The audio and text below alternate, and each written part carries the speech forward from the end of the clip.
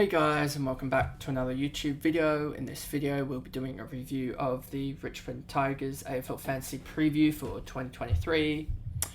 Please remember to like and subscribe, as it is huge for the channel to grow as we grow a small community in the AFL Fantasy YouTube community. So the Richmond Tigers should be interesting this year as they're going through a change, especially in the midfield with Taranto and Hopper coming in. Cochin's moving up forward, I believe. So if I now go on to this screen here, you'll see I've done my customary favourites, though not many favourites this time as there's only 3 guys. So we'll go into short 867k average, 98. I think he could go 100 club, but I don't think it'll be the Doherty. I think it will be the low 100s. So he'll be good once he gets his dual position status in either round 6 or round 12, as he's going to go back. I just believe with Hopper and Taranto coming in, he kind of has to go back into the back line. If we go to 2022, and you'll see here 68, 1-1. I believe this was when he was playing in the back line, and then he sort of came into the midfield, and this is definitely when he was in the midfield here. So I think pre-buy, I'm pretty sure he was pretty much in the back line majority of the time, and that's why he got such high kicking numbers. He still kept up the kicking numbers here, but he really dropped in marks and other stuff. It's hard to see why he didn't, 27 kicks, 23, whereas he was getting like 14. He didn't go plus 20 kicks, except for here, really, and that's where he gets a lot of his points from. And not many, only one 10-mark game, so marks wasn't an issue. It was just kicks, and getting that extra 7, 8, 9 kicks in a game can get his score upwards. So that's him done. He's going to be a guy I bring in later in the year when he shows that he's got that good average, as well as he's got that he's got that defender status as well. Taranto's a guy I could see bringing him in over Cornelio, as he could give me that Tigers link, but I just think he's not going to do as well in the Richmond midfield, whereas Cornelio will do well in the Giants midfield. So I think that's why I've gone that, and I'm in the minority with that, but I'm happy with that decision. And yeah, I think 25k more spent there really allows the team to probably get another 10 or 15 points. I think Cornelio could get over the likes of Taranto. So 10 or so points, 10 to 15 points for 25k is a good trade, in my opinion, trade-off.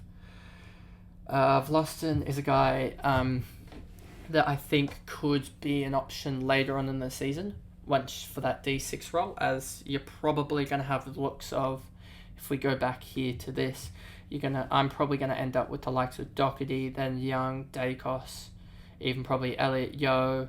Constable probably gets traded out sometime soon, as well as Jimby, to create a D5, and then I have basically Chesser, Cowan, and Wilmot, these 3 guys, plus probably another rookie or 2 in that timeline to get up to a decent D6 here. So yeah, I think he's that guy, because if you look at the values here, 200, 200, 242, if you actually think about it, that's already 650k. Vlastuin is, he's going to start the season 798, so that's 150k that I have to make up. Obviously, the Chesser is probably going to go into making a good D5 and others, but I think there is definitely enough value to get in another premium in the defence later on in the season, and that probably could be Vlastuin or someone else, as he is pretty consistent. If you look at his match stats, you'll see pretty consistent, a little bit of a form drop here, but other than this injury game, if you take that out of the averages, 92, 93, but his lowest score other than that is a 68, then 74 somewhere here, 75, 79. So he's going to be consistently getting at least 70 to 80 points, and as a D6, as a premium later on in the year, to get him in at around that 750, 800k, somewhere around there, and just hope he puts up 90 to 100 each week. I think that is a value. I think that is a good go after the buys. Nothing much here. Prestia is just injury prone. He had, I believe, looking at it earlier, has 3 injury games in 18 played. That's already a sixth of his games are going to be injury prone. So that's just a no-go. He does have good scoring potential. He's just too injury prone. Nankervis, if you really wanted to ruck, but he's got a low scores, so I think Witts is just the better value there. Witts won't get you the big scores that the likes of English and Nankervis have the ability to do, but I think he's just going to be a consistent 90 plus guy. Hopper coming in here, 7 games, 66 average. I think he's a go for a lot of people. I'm surprised he's that low ownership. Now with Cotchard moving out of the midfield, I do think that opens up a spot to put in the likes of a Hopper. I think Hopper's probably the go if I was to put in someone in the Richmond midfield into my team, and it would mean Shearer probably goes, because I can't really get rid of the Dom Sheeds and stuff. So that means that Shearer probably has to go, which kind of sucks because I think he's a good value, but I think Hopper probably is the better value out of the two.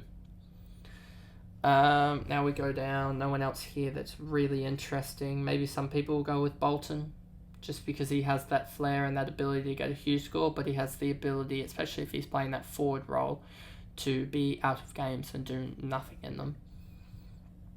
No one else here that's really interesting.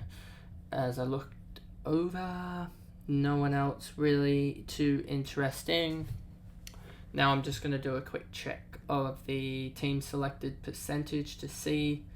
48 for Taranto, obviously, because he's a new recruit and he has the ability to go up. If we look at his stuff, 2021 average 108. So this is a very risky move by me, as he has the ability to go huge, but I just don't think he will in the Richmond system go huge. Samson Ryan, no. And all of these guys are already, like, you have the 200k guys, and then you have a lot of the just other guys that are picked in like 1% of teams, which could be just all Richmond teams, etc. Jaden Short at 0.5%. I'm slightly surprised about that. I think if he had defender stats, I think he'd be up around that 8 or 9%. Just because he has midfield stats, I don't think he goes up. So yeah, that's pretty much the team. Just with regards to Samson Ryan at 22%, I think Ned Moyle is the better choice, as he's, if I go quickly to Gold Coast and go Ruckman, you'll see there's no other Ruckman in the system. Well, in this system, and I don't think Gold Coast can really, with their forwards, there's not really a key position. There's not many key position forwards that can go into the ruck for them. So I think Ned Moyle is the better ruck option over Samson Ryan, as he's the next in line if Witts gets injured. Plus he also could play as well, just as a key forward. So yeah, that's my review. If I go back over to this screen, that's my review of the Richmond Tigers. Remember to like and subscribe and share this video, and I'll see you in another video soon. Thanks guys, goodbye.